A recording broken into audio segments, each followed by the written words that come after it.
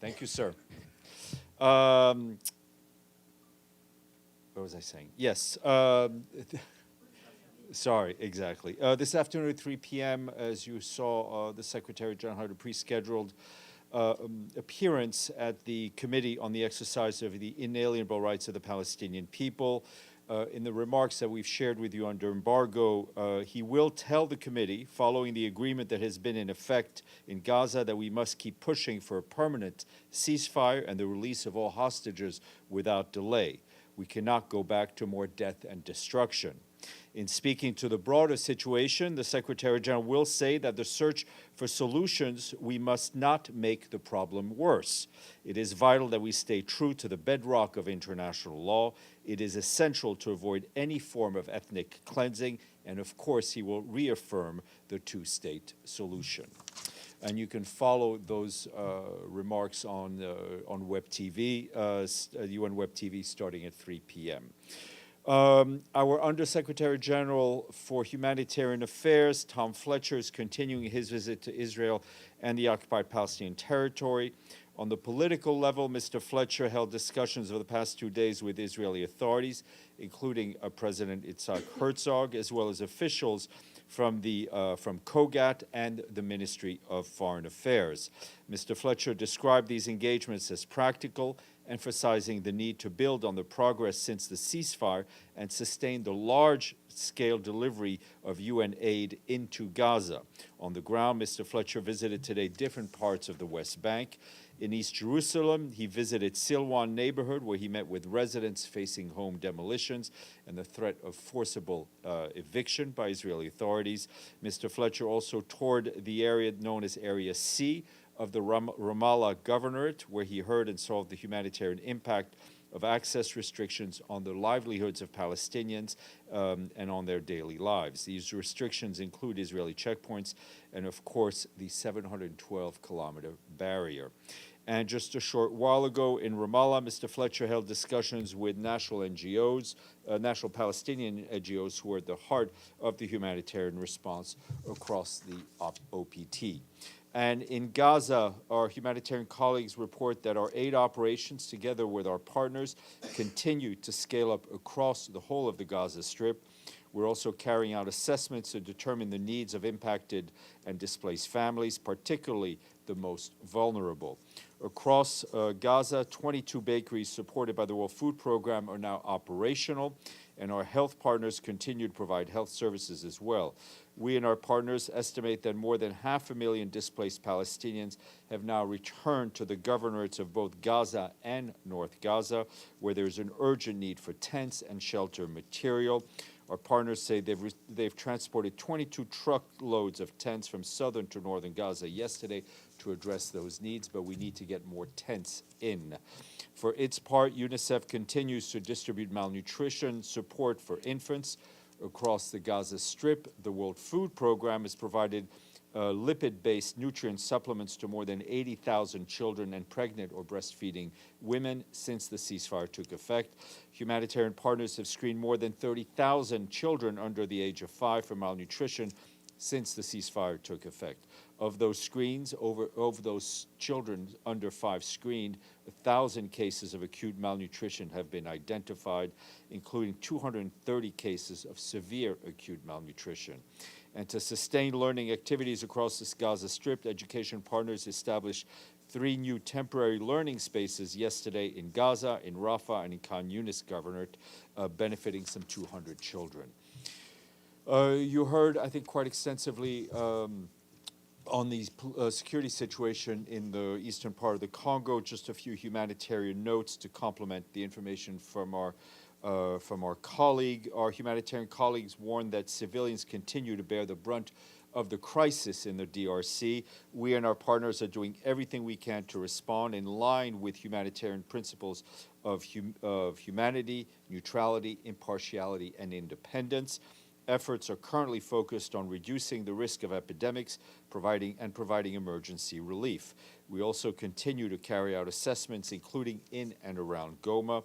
Although some water and electricity services have been partially restored in Goma, much more is needed to ensure that people have access to adequate services. As we've been saying in the past few days, the capacity of our humanitarian partners has been impacted by the recent violence with the looting of humanitarian facilities. We've also been hampered by access constraints, and we reiterate our call for the urgent reopening of Goma Airport, as we need to evacuate the wounded people and bring humanitarian supplies and staff in. We need roads and transport links between Goma and the rest of the country. Turning to Sudan, our humanitarian colleagues tell us they're deeply alarmed by the impact of the continuing conflict on civilians and healthcare facilities in Khartoum State. Yesterday, artillery shelling struck Al Now Hospital in the city of Omdurman, reportedly killing 6 people and injuring 60 others, including medical staff, including volunteers, and including patients who were seeking treatment at the hospital. The number of casualties is unfortunately expected to rise. Attacks on hospitals must stop. At Al Now Hospital, which is reportedly the only functioning hospital in and around Omdurman, is under severe strain. There are critical shortages of medicine and food, as insecurity and funding constraints have forced local community kitchens to shut down. Our humanitarian colleagues are also gravely concerned about the safety of local volunteer work and aid workers amid shifting conflict lines within the capital, Khartoum. As clashes continue, these local humanitarian responders face mounting risks, including harassment and attacks across Sudan. Volunteer aid groups are providing essential food, medical assistance, and other support within their communities. OCHA stresses once again that civilians, including frontline aid workers, are not a target and must be protected. Back here, Nicholas Haysom, the head of the UN mission in South Sudan, who is here in person, briefed Security Council members this morning on the latest developments in the country. He called on the government to urgently fulfill outstanding peace benchmarks so that elections can be held in December of next year. A unified approach by the regional and international community, he said, should be clear on the need to avoid another extension of the transitional period. As South Sudan continues to grapple with humanitarian, economic, and security stressors, Mr. Haysom reaffirmed that the mission stands shoulder to shoulder with the South Sudanese on their journey from conflict stabilization to democratization. And I just wanted to say, since I was asked, that the Secretary General is, of course, deeply saddened by the tragic shooting that took place in Sweden yesterday, and he extends his condolences to the victims, as well as the families and the people and government of Sweden. And also yesterday we issued a statement expressing the Secretary General's profound sadness at the passing of His Highness the Aga Khan IV, a global spiritual leader, philanthropist, and advocate for peace, development, and pluralism. The UN recognizes the Aga Khan's invaluable contributions to the advancement of sustainable development goals, his partnership with the United Nations in addressing some of the world's most pressing challenges. The Secretary General extends his deepest condolences to the Aga Khan's family, the Ismaili community, and all those who were touched by his vision, compassion, and leadership. And just to note that today in Iraq, Audrey Azoulay, the Director General of UNESCO, alongside Iraqi authorities, inaugurated the emblematic monuments of the historic center of Mosul. Ms. Azoulay visited the Al-Nouri Mosque that was destroyed by Daesh in 2017. She says that the mosque's reconstruction symbolizes resilience and renewal. This is part of the Revive the Spirit of Mosul initiative, which is one of the most ambitious reconstruction campaigns in recent decades, mobilizing $115 million and 15 partners. UNESCO rehabilitated 124 historical homes, renovated hundreds of classrooms, and created many local jobs. Speaking of which, we have a quiz for you today. Food-based, all right. Two hearty dishes, which are good for a cold day. The first one is a hearty dish of meat, often beef, which is marinated in wine or vinegar, herbs and spices, often over 5 days. And it is the sauerbraten. What country are we thinking? Germany? Hungary. No, it was Germany. Oh, you said Germany? Okay, all right, Germany. All right, all right.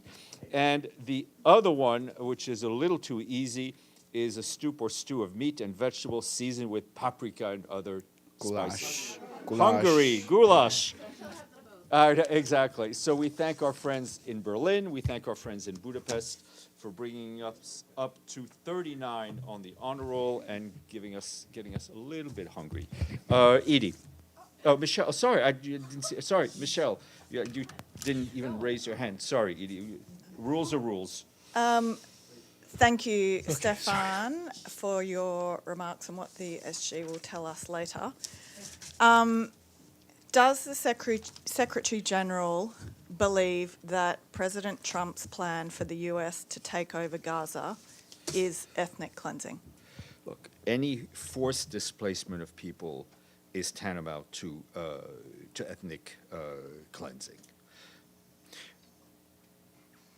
Edie, sorry, I know, you got to be a little quicker. Well, I'm a wire. Yeah. I have to keep reporting.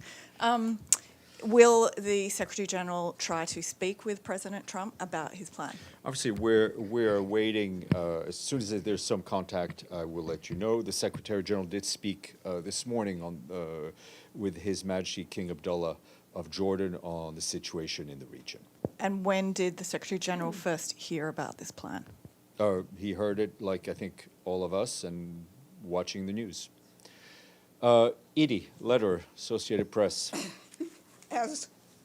As a follow-up to that, can we assume that his comments this afternoon to the Committee on the Inalienable Rights of the Palestinians, where you said he is going to call for avoiding ethnic cleansing and support for a two-state solution as being a response to what President Trump said? I think that would be a fair assumption. And we just heard that in Congo, the International Organization for Migration and some NGOs have been affected by the USAID stop work order. Can we get some more details? We're trying, yes, we will try to do that for you. Before we go on, I was just given a senior personnel appointment, which I need to share with you, and that today the Secretary General is appointing Bjorg Sankger, of Norway as Assistant Secretary General for Policy Coordination in the Department of Economic and Social Affairs. She will succeed Maria Francesca Spatolisano of Italy, to whom the Secretary General and the Undersecretary General for Economic and Social Affairs are grateful for her commitment and dedicated service to the organization. Our new ASG has over 26 years of experience in policymaking, international development, and she served as Deputy Minister for International Development at the Norwegian Ministry of Foreign Affairs. Deji then Abdelhamid. A follow-up on Trump's plan. Steph, can you, obviously, you answered Michelle and Edie, but can you clearly tell us, is his plan against international law and how this would harm two-state solution? I think, listen, I don't think you need me to answer that question, correct? So what the Secretary General will say, and obviously you can quote me freely on this, and you'll quote him when he delivers, that in our search for solutions, we should make the problem worse, and whatever solutions we find need to be rooted in the bedrock of international law. I'm curious. Today, Palestinian President Abbas said he urged the UN Secretary General as well as the Security Council to assume their responsibilities to enforce international resolutions. Has the Secretary General received any communications from the Palestinian president? Not that I'm aware of as of now. Then what can the Secretary General do? I mean, except for calling out... Well, the Secretary General, I think, has been very clear across the world in the many conflicts that we're seeing in clearly calling out violations of international law and reminding member states of their duties to uphold it. And he will continue to do that. Abdelhamid, and then Michelle. and then we'll go around. Thank you, Stéphane. So this major development Sorry. of Sorry. the head of the most important and powerful country decided in his speech to take over a piece of land that doesn't belong to him. Doesn't worth a special statement on that and not to include it in one line in a speech that he will deliver. Why he didn't issue a Abdelhamid, strong you and I can statement? disagree on the delivery mechanism. That's fact not that- delivery mechanism. The fact is that I've previewed what he will say at 3 o'clock in not just any forum, right? In the specific forum that he'd been invited to, obviously had been scheduled. And you will see his words. And you may not agree with them. You may think he should have said more. Some people maybe think he should say less. He will say what he says. He will say it very clearly.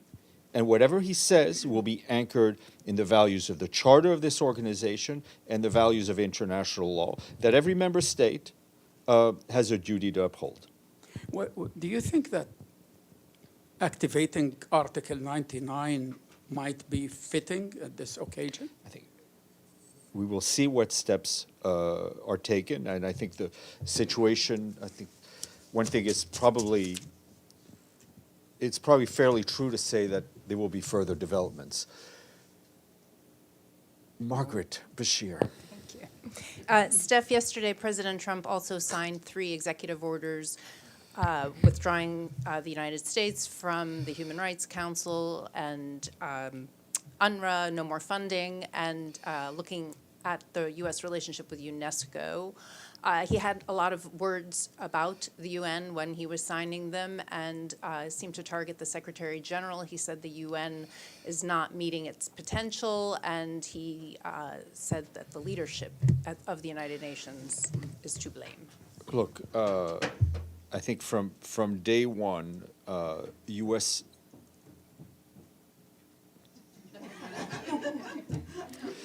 She knows something we don't, maybe. Yeah, exactly.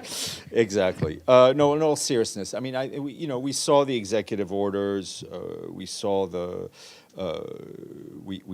comments. I mean, a lot of this had been telegraphed before.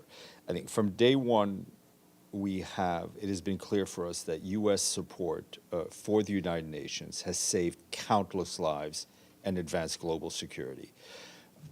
As I've mentioned, the Secretary General looks forward to speaking to President Trump. He looks forward to continuing, what was a very, I think, frank and productive relationship during the first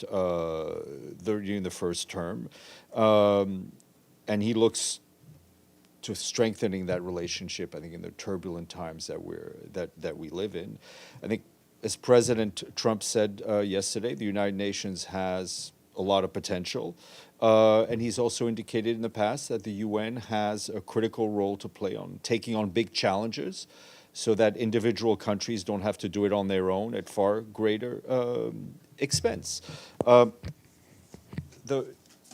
United Nations can be described as many things. It is, of course, there is the responsibility of the Secretary General, his duties and his authority under the Charter, or small authority under the Charter, is very clear.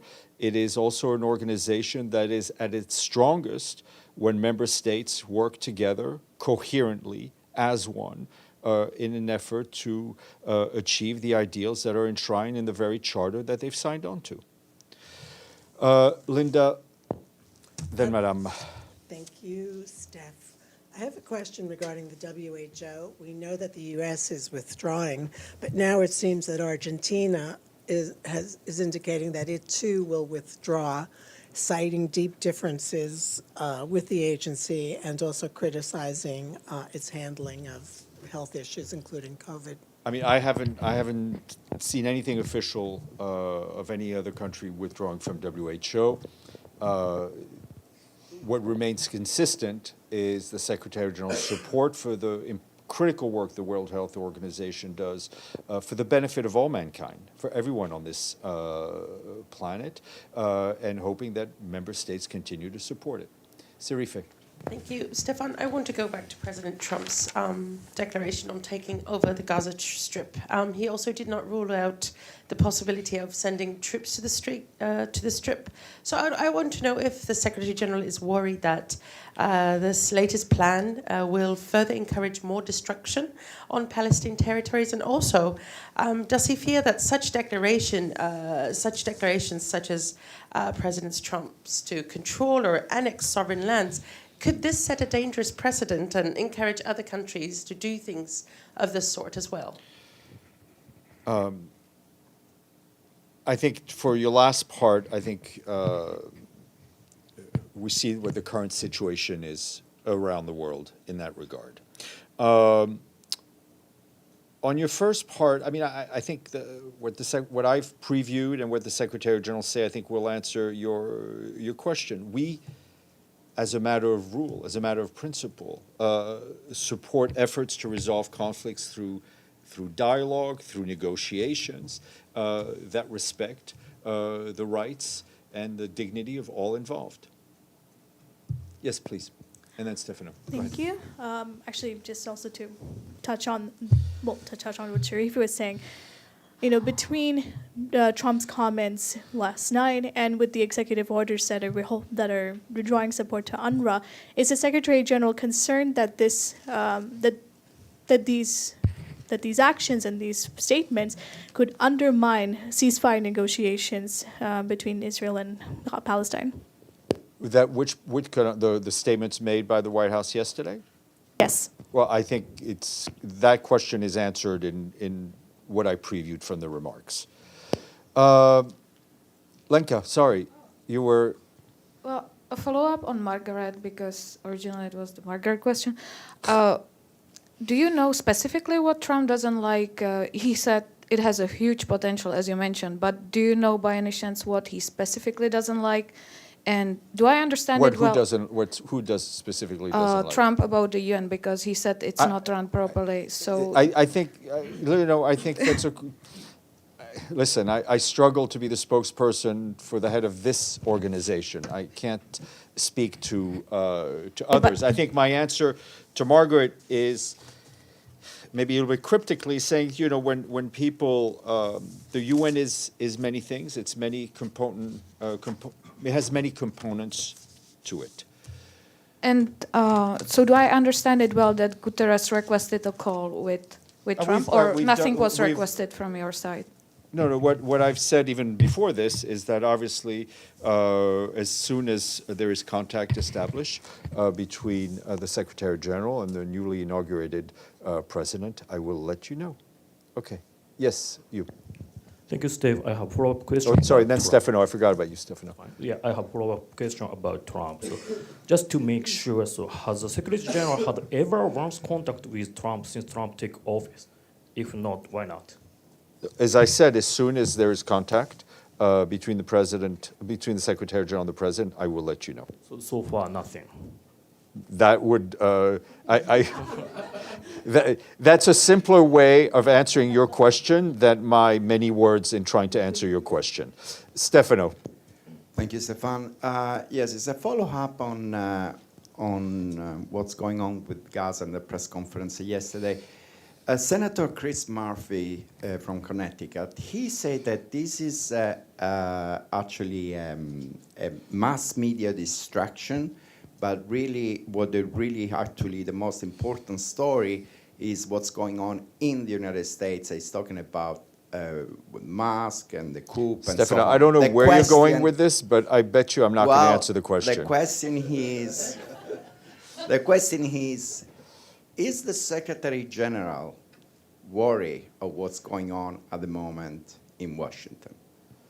The Secretary General is not going to be the color commentator on everything that happens in every member state. Tony. Shukran, Steph. Just a very brief question. Where is Ms. Sigrid Kaag from all these talks about the whole reconstruction of Gaza and all these plans? Because if I remember correctly, she still holds the title of interim and senior humanitarian and reconstruction Gaza. Her post, some of those functions have been, she continues to have, but her job now is the special coordinator for the Middle East peace process. Obviously, having taken some of that portfolio with her, her focus continues on be on the political and security, on as that job entails, on the reconstruction, on the humanitarian. We're still very much in the humanitarian phase. Obviously, we're also very much in the phase of trying to remove as many unexploded ordinances as possible. Deji, then Abdelhamid. Well, a quick question. With all the withdrawal of Trump administration, with all those UN agencies, what is your forecast of this year's UN financial status? Would it be okay? I'm not a weatherman. All right. Sorry, didn't mean to be glib. We are very grateful to all those member states that are paying their dues, and that's why we honor them with the honor. We mark them every time they pay. But I'm not going to. I cannot forecast what member states will do. They're all sovereign states. What I can tell you, and I think and we've been telling you about this for at least 2 years now, is the Secretary General has been managing the budget of this organization in a liquidity crisis to ensure that while some member states delay and some member states who are paying earlier now pay later, that we are able to literally keep the lights on. Abdelhamid. Thank you again. I have two questions. One is very short. Can you tell us who called who, the King Abdullah, and what has been said? The Secretary General, I believe, reached out to His Majesty. And no content of the talk? Or? I think, as I said to Michelle, it was about the situation in the region, as can be expected. My second question. Can the SG see the bigger picture? There is a war to disseminate the question of Palestine once and for all, what happened in Gaza, the war in the West Bank, banning the UNRWA, and now Trump's statement about taking over. Isn't that clear? That I think that the Secretary General has a very clear view of what is going on the ground, and has had it for quite some time. On that, yes, one last question, then I need to go eat. I'll try to make it quick. The Secretary General and President Trump have not spoken, or at least as... That is a true fact. But has there been contact between the Secretary General's office and the United States government in the last few weeks? Yes, there has been contact. And in light of the recent news as well, given the United States position on Gaza? I can't give you a TikTok of the contact, but there's been contact. Have a good day. All. Would you like to be a weatherman rather than... I would be a weatherman. I was going to say I'm not a weatherman.